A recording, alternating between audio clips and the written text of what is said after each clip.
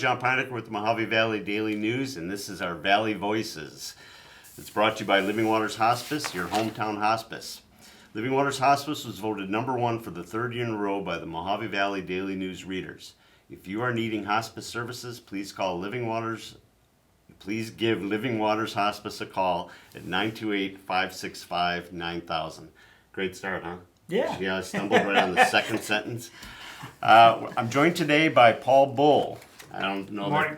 How are you, Paul? Good, thank you. I don't know that Paul really needs a introduction. I think most everyone in our community knows Paul through one. Even though, you correct me if I'm wrong, I think Paul pretty much keeps kind of a low profile, but behind the scenes, he's doing a lot of things. Fair statement. And been involved in doing a lot of things in our community. Paul is the owner of Paul Bull's State Farm Insurance Agency. How long have you had State Farm? Opened that June of '05. So moved here in March and opened that in June. Outstanding. So 15 years. Paul is also a CPA. So just in case insurance wasn't enough work for you, he's also a CPA, and you just moved. Yeah, we just moved to a new location just down the street from here from the newspaper. We're at 2461 Miracle Mile. The Terry Sponder building. Terry Sponder, yeah. Terry's still there. She's we made her move upstairs, and we stayed downstairs. So it's working very well so far. You know, they moved in there a couple years ago, and they renovated the building. It's a beautiful building. Yeah, so, they did a great job. So we're neighbors now. We are. We need to dispel the rumor out there. It's Bull and Bull CPAs, and everyone believes it's Paul and his brother Brandon. But the truth is, you guys aren't related. There is zero relation.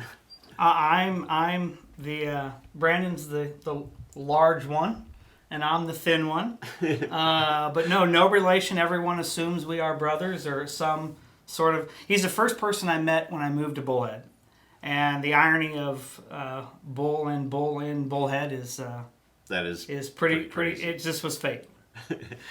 All right, we got a bunch of things to talk about. We're going to talk about the main reason that I asked you to come in is talk to us about the public school tax credit. Yes. The tax credit thing as a whole. Also a Matador. I am. And if you're not familiar with the Matadors, you need to check them out. But really, a lot of the work, the beautification of our community and our parks, and that a lot of that has been done by the Matadors, as well as the history is the Matadors would welcome businesses and that to the community, go out and yeah, that's welcoming businesses and of course welcoming dignitaries and of the such coming to our community. It is Matadors, plain and simple, is just pro Bullhead. Anything we can do to promote the community. We're affiliated also then with the Bullhead Area Chamber. So that's also how that relationship ties in. But yeah, very pro Bullhead is what Matadors is about. Yeah, I think a lot of the development of the town and specifically the Chamber of Commerce, getting it going back in the day and getting the building built that they're in right now, a lot of that can be directly attributed to the Matadors. So thank you for that.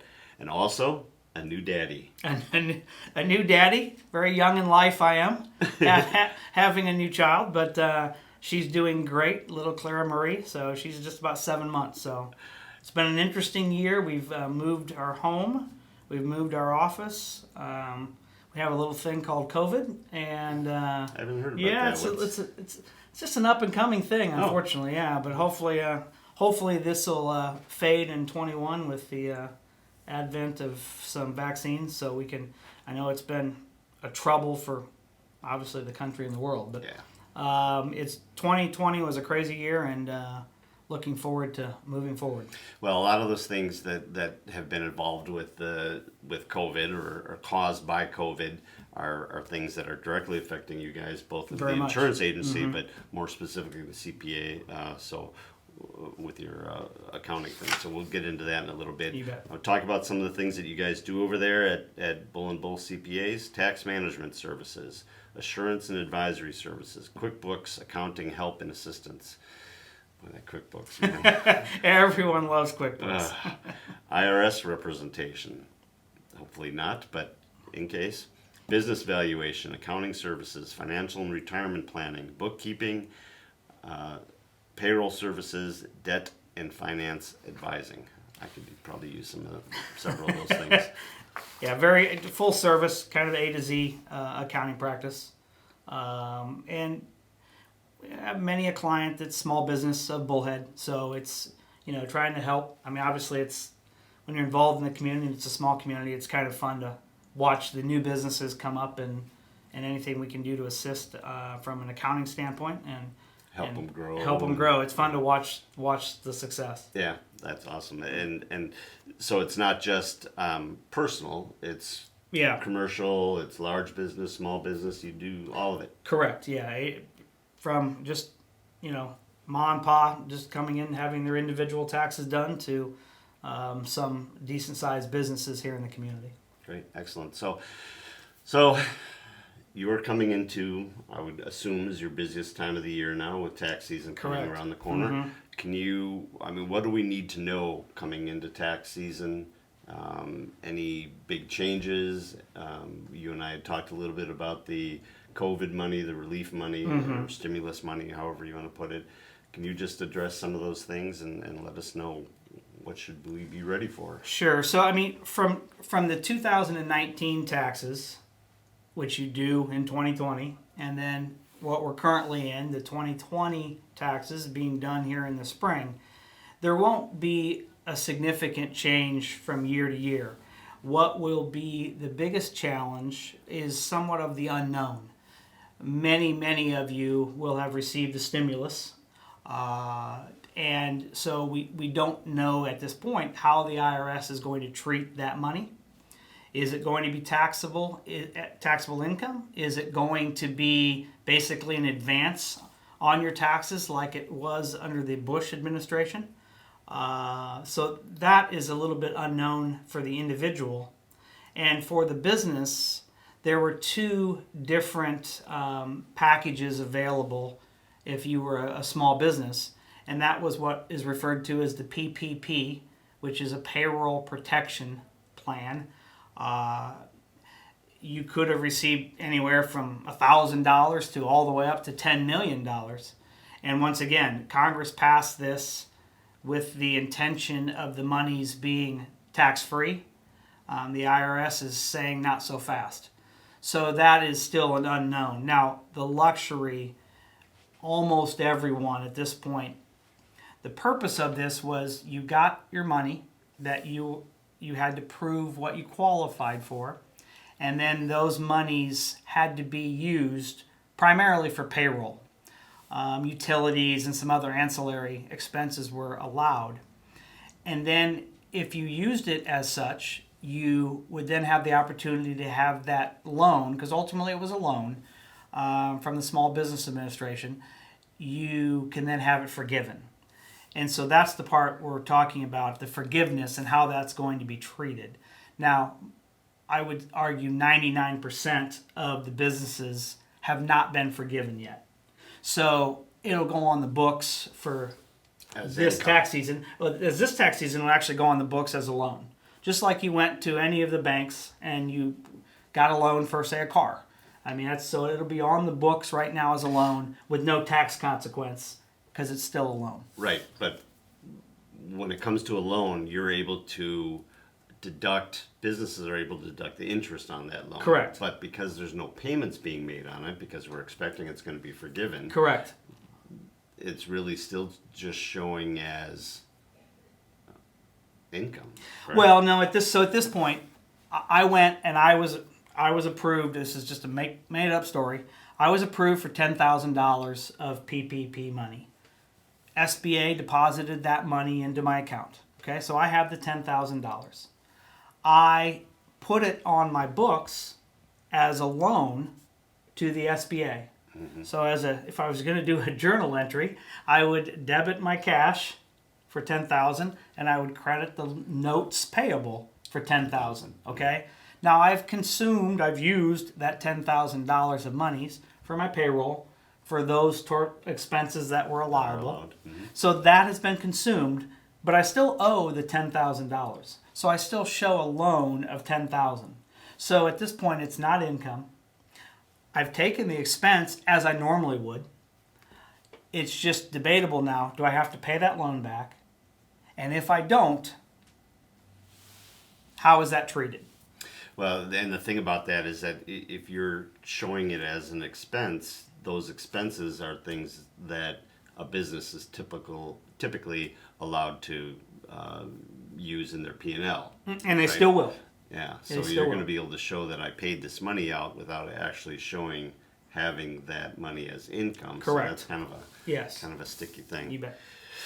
Well, you need to get a hold of them for that stuff. We're going to talk about the public school tax credit here and a couple other things Sure. that go along similar to that. But first, we're going to take a break and talk to our sponsor.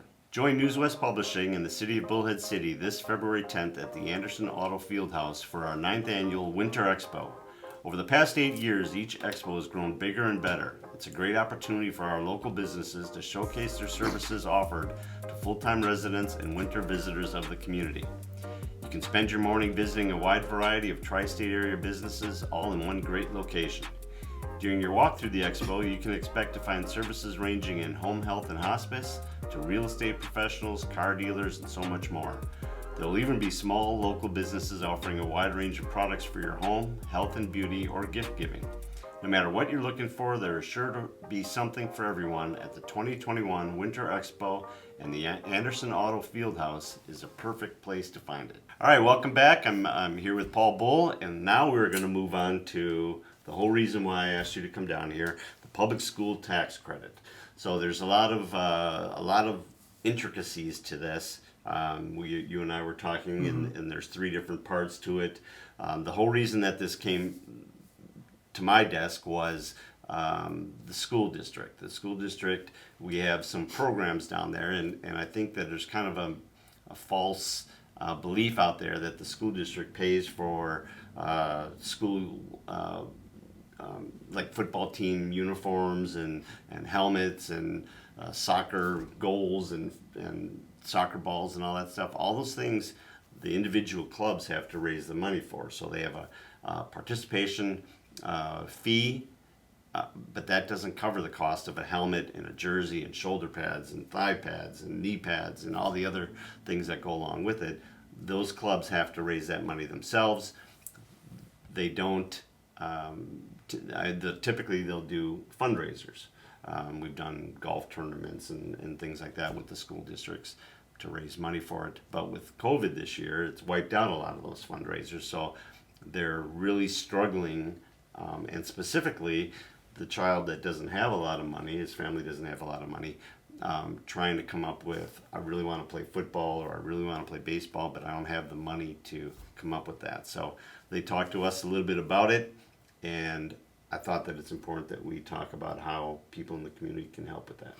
Yeah, and this one actually is near and dear to me, and until this year I didn't have a child in school, and still don't yet, obviously, but this is an opportunity that anyone earning money, okay, can give part of your tax monies to a local school, and it's a dollar for dollar credit on your state income tax return. So using your example of the football team, the football has a club, and you then as an individual or a married couple, individually you can give up to $200, and married you can give up to $400. You give that to the school, you now on your tax return say, hey, I gave money to Mohave High School, and you'll get that money's back dollar for dollar. Right, and that's, so when you claim medical expenses, you get a percentage of that taken off. When you claim office supplies, you get a percentage of that. This is something that is dollar for dollar. So if I have a $1,000 tax liability, regardless of how much I've already paid in, this will take $400 off of that. If I did it as a couple, it's not, well, you get 15% of that or anything. It's dollar for dollar. Correct. Now, if I have $1,000 tax liability, over the year I've paid that $1,000 in, what's the benefit to me of putting that $400 in now? So let's use your example then. So I worked at a fast food restaurant here in town, and I made $12,000 of income, and I had withheld from my check $1,000 of state tax. Okay, that is my liability. Once I've had that $1,000 taken out, of course that gets forwarded to the state. So I've paid $1,000 of which I owed. So right now I owe nothing. I don't get a refund. I don't owe anything. Okay. By making this tax credit donation, I now get my $1,000. I give $200. So now I've given $1,200. Right. When I only owed $1,000. The state's going to refund me that $200. So I am back to my $1,000 situation. I am out no money, and I've bettered the school by the $200. Right. So basically, you have asked the state to pay part of the taxes they received from somebody else to the school. Right? You paid it; they paid you back. Absolutely right. And so that's the important thing about this. You're going to pay the tax no matter what. You're not avoiding the tax. So you can write that check, and let's use the scenario where I owed $1,000. I only had $800 withheld from my check. Okay, so I owe $200. I can send that $200 down to Maricopa County, and the state can use it however they want. Or that $200, I could send it to a local school, and now the money stays here in our community. Now, the situation could be that, well, I don't have $200. You can give less. You can give up to $200. Or if you're married, up to $400. You can make it multiple payments. So maybe every month you give a check to the school for $25 and spread it out over the year. I know some organizations, very few because it's a challenge, some let you do payroll deduction. I know the schools allow payroll deduction for that. So it gives you an opportunity just to have it come out of your check, of course, and make this credit. Again, the key is you're going to pay the tax no matter what. You're not going to avoid it. All you're doing is shifting the money to something that matters to you. And there's the football club, there's dozens of clubs. Yeah, so that's another distinction we need to make is that when you're sending it over to the schools, and we'll talk about, there's two other situations as well, but let's say you're sending it over to the schools, you can designate it at that point who you want it to go through. I want it to go to the River Valley football team, or I want it to go to Mojave's drama team, drama club, or the mathletes, or whatever. You designate it to that. They have their own accounts. It is guaranteed to go into that specific account however you designate it. You can also say, I just want it to go to Mohave, and you use it however you want. So that's a distinction we need to make. Yeah, as well. absolutely. And also, it's not just the high schools. It is the junior high. It is the elementary. So any of those school levels qualify and give you the opportunity to use that credit. All right, so let's talk about the two other ones and the two other examples. Sure. As well. In addition to this, so this is one you can do. You can also do a private school, which I'm not sure that, correct me if I'm wrong, I'm not sure that we have a private school locally. I don't think, I think the ones that aren't public are all charter. Yes, correct. So, but that's statewide too. So you can do it at that if you so desire. And then also something that absolutely can be impactful here in our community is you can do charitable organizations. Now, they have to go through an approval process with the state. But if you went to the Arizona State website, you would be able to look up those. I just know a couple off the top of my head. Boys and Girls Club, Salvation Army, I'm pretty sure River Fund is one of them. But there's about a dozen that are right here in our community in Mohave County. And that one you can give 400 single, 800 married to those organizations.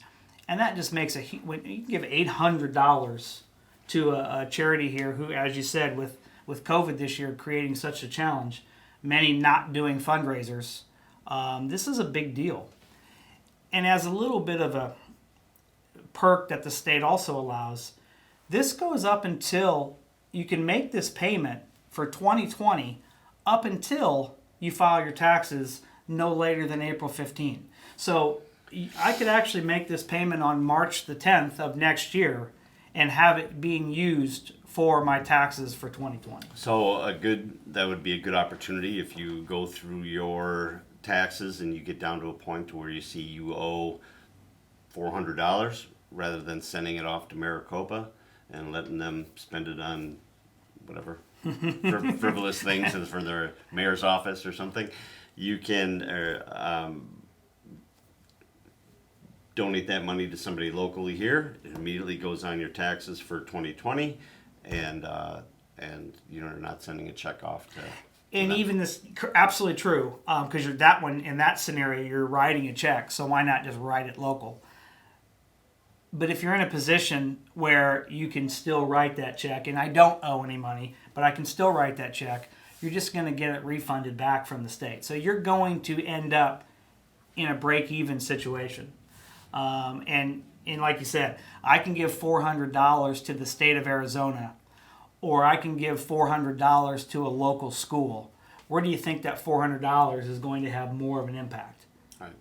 And there's also the John Pynakker Bahamas Vacation Fund that we've got to get that. That was canceled. Darn it. Yeah, that one's. I didn't see that one approved on the state's website, so I'm guessing. You know what? I'm still working on that approval. I'm sure somebody's working on it. Well, a lot of great information. People can reach out to you, give you a call at your office. You give us a call. I think the best, and my wife will attest to this. Sadly, if I'm awake, I respond. Email's probably the best, and it's very simple. paulbullcpa@yahoo.com. And again, if you have a question in particular to the credits, I would be more than happy to answer those. I would really encourage you, if you do your own taxes, you can do this. If you're using somebody to prepare your taxes, have the discussion with your tax preparer. You know, I hold us accountable maybe at a little different level. We do this for a living. There's a lot of folks here in town that do taxes for a living, and shame on us if we're not having that conversation, because again, absolutely, yeah. No one should not know what this is. And there's a lot of school organizations, but also charities in the community that really need your help right now with everything that's going on. So thank John, you, Paul. thank you. Appreciate you. You bet. Remember, Valley Voices is brought to you by Living Waters Hospice, your hometown hospice. If you or a loved one need more information about hospice services, please do not hesitate to call 928-565-9000. In-home consultations are provided at no cost as well. Please call Maria Pynakker. Name sounds familiar. She's kind of familiar. At 928-444-7401 to schedule your consultation today. I hope everyone has a wonderful new year. Paul, you and your wife and new baby, I hope you guys have a happy, prosperous 2021. Sleep by 9 o'clock. Take care, everyone. Thank you.